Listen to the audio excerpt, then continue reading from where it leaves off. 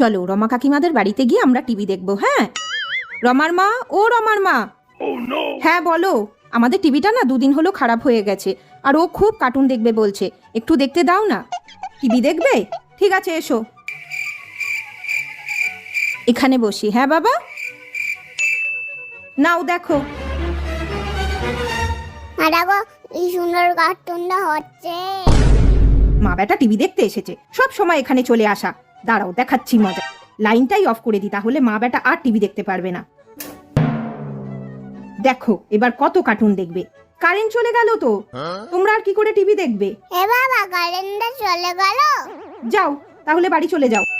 Current তো চলেই গেল, আর কি করে টিভি দেখবো আমরা? চলো আমরা বাড়ি চলে যাই এবার। মিক্সিটা চলছে, তার মানে কারেন্টটা ছিল, ইচ্ছা করে বন্ধ করে দিল, বুঝলি তো বাবান। চলো আমাদের যখন টিভি ঠিক হবে আমরা তখন দেখবো। হ্যাঁ।